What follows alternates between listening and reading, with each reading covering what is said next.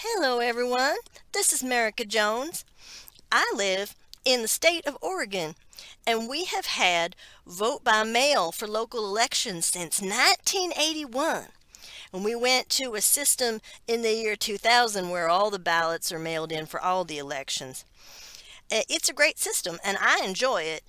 And with this COVID-19 pandemic happening out there in the world, there's talk of changing the polling stations in a lot of the places to a vote by mail system in other states. And I thought you might be wondering how it works. And so I'm here to show you the process. First off, there is a lot of mail. Once you register, the state sends you a voter guide and a ballot along with the full text of any proposed new laws.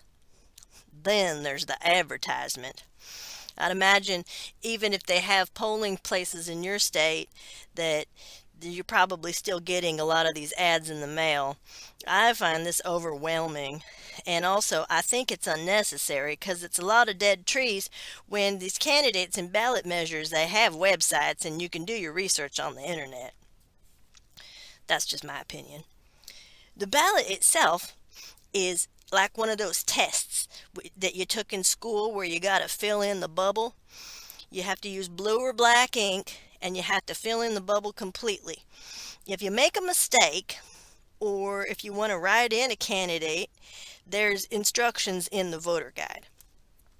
Then, once you're done, you put it in the special envelope and you can use the optional privacy sleeve, which just wraps around the ballot, and then you put the whole thing in the envelope. Once you get it all sealed up, you have to remember to sign the envelope on the outside because your vote won't be counted if your ballot is not signed. The postage is already paid, so you won't need a stamp to mail it, or you can take it to a county Dropbox. The locations are listed in the voter guide. My favorite Dropbox is at my local thrift store.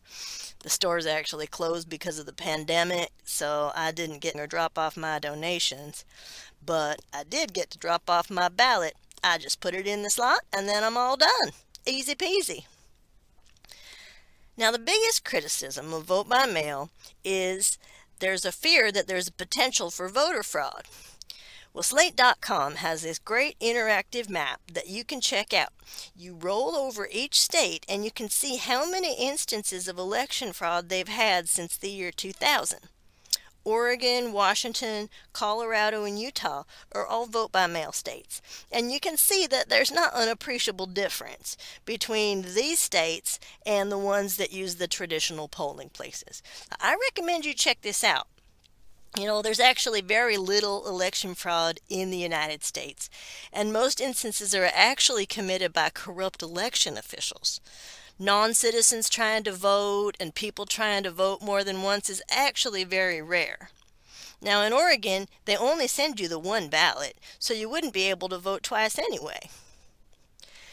So that's how we do it here. Thanks for listening, and everyone have a very, very safe election year. Ciao.